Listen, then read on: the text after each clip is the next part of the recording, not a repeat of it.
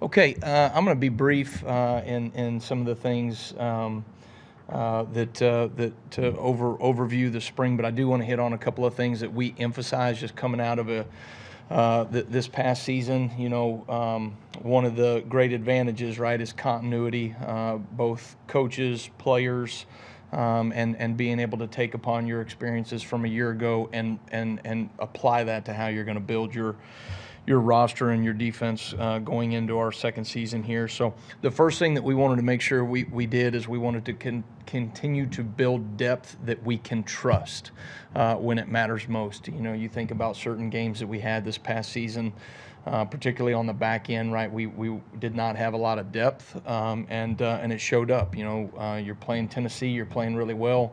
In the second half of that game, 5 of our top 6 defensive backs, were out. And we had not built enough depth there at that position to be able to handle that, and so those are things that I think that guys that are efficient in their execution, guys that we can trust to go out there and do their job.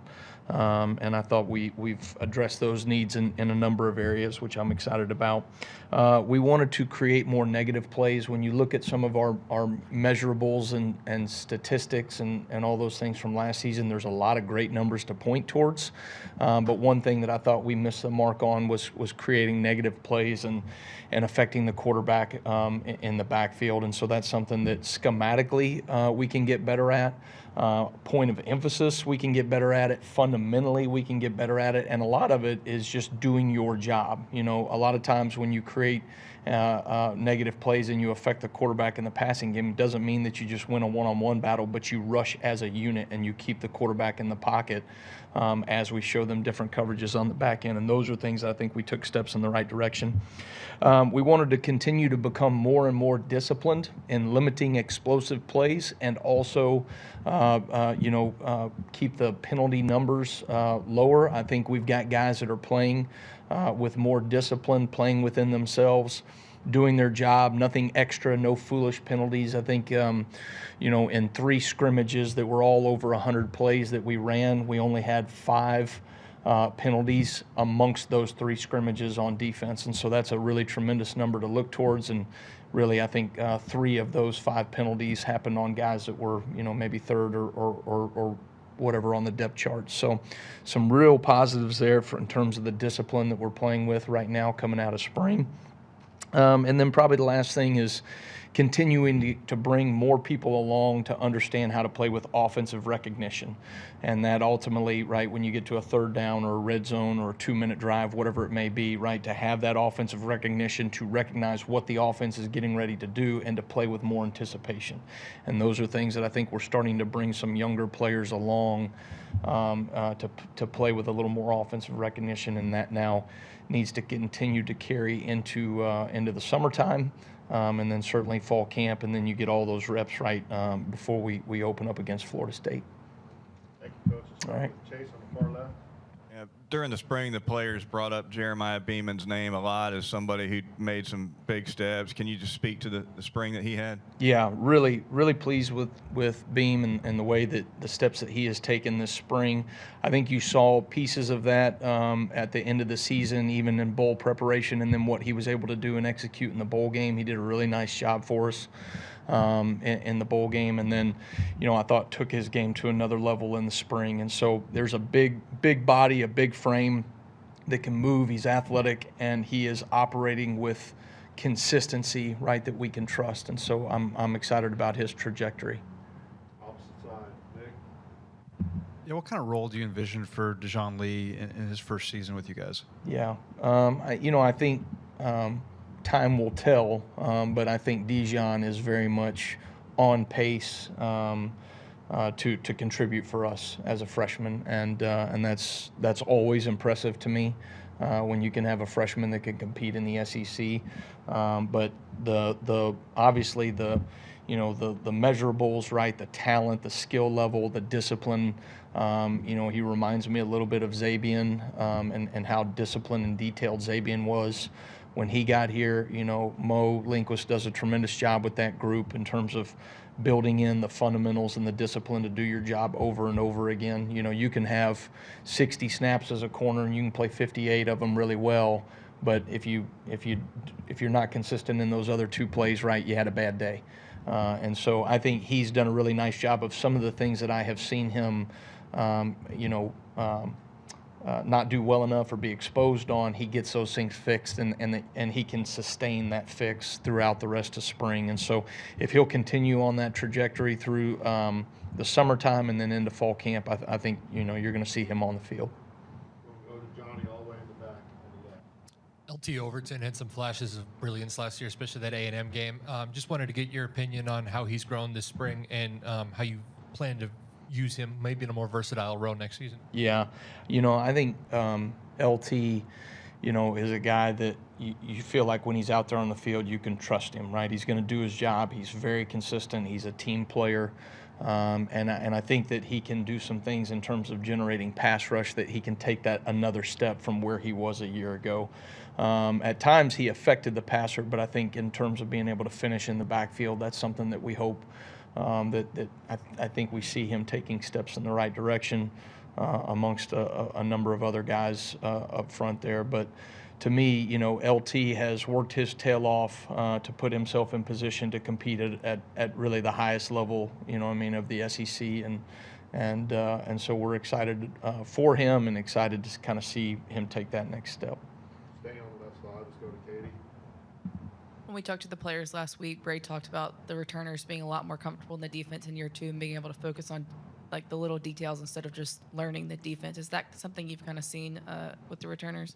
Yeah, I think without question, there is a comfort level, right? There's an understanding. There's a difference between knowing and understanding, right? Our players knew at times what to do a year ago. I think now they understand what to do, right? And when you have an understanding of our concepts and how they're applied situationally, you can fix things on the fly when you add that offensive recognition piece. And so, we have more players that are just experienced, not just in our defense, but in terms of understanding the game of football and how it's supposed to be played. And then, I think there's a tremendous amount of buy-in right now. I think our guys are excited about what we're doing. We've been able to have continuity in the defense and also add some wrinkles that the guys like. And so, you want them to have fun. You want them to be excited to come to work. You want them to be challenged mentally and physically. And I think that we have kind of hit all of those metrics this spring. Jump over to the right side to Alex. You've got Damani and Zabin coming back. You're excited, obviously, about Dejon. Cam Calhoun's made good strides, it sounds like. And, oh, by the way, you have Chuck McDonald coming in. Yeah. Where do you fit all these guys in, and is it a fun problem to solve as a defensive coordinator? Yeah, I think,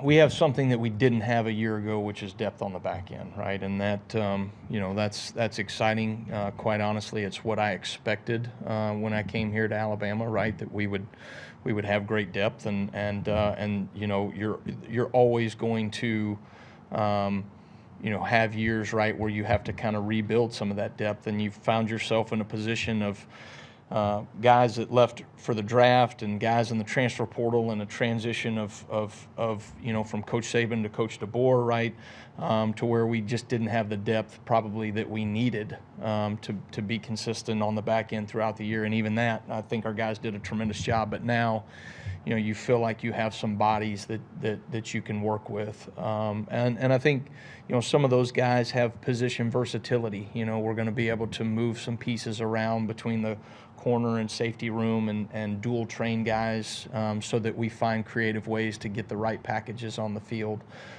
Because I think, to your point, these are the questions that I ask myself and the staff all the time. How do we get our best 11 on the field in the right moments? You know what I mean? And that's really my job, to be able to figure those things out, be it packages, be it situationally, and then ultimately, right, how do we make sure that the best 11 represent us when we step on the field for the first play and the last play. We got time for a couple more questions, starting with Colin on the left.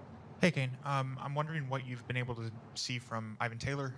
What has he been able to glean from watching, I guess, Keon Sabb recover, but still be a part of the room from Bray Hubbard, like those veterans that kind of know your system and know what to expect out of Well, Alabama safety? I mean, I would absolutely love to have Ike Taylor on our team, who just finished with the Pittsburgh Steelers, but his son Ivan Taylor is doing a really good job with us as well. So he's really done a nice job. Ivan is really like he's got a ton of energy. He's excited to be out there every single day. He's got a hunger to learn.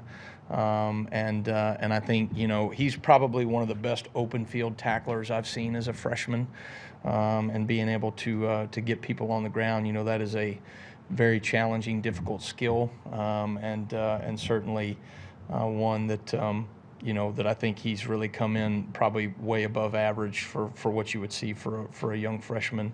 And then, you know, he's got a real knack for the ball, that I'm excited, you know, to kind of build upon that. He's got to become more consistent in what he's doing, and that really speaks to all freshmen. But one that I think, you know, if he'll continue to strive at the level that he is right now, you know, I see a path for him to be able to contribute. Let's go far right, Matt. What do you see from Dre Kirkpatrick this spring?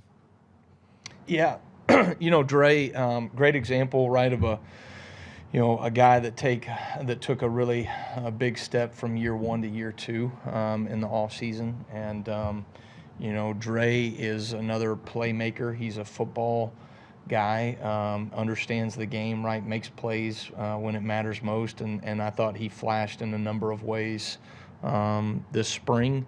And then, you know, the thing that is exciting to me is you saw some of those things a year ago, but the highs and the lows, right? There was too much, you know, of a polarizing, you know, player there, right? Whereas now I think he's playing at a much more consistent level, and he's also making plays. You know, he's another guy that has position versatility. We can play him at, you know, the safety position and the nickel position, and so excited to kind of work with him, you know, this summer carrying into fall camp as well.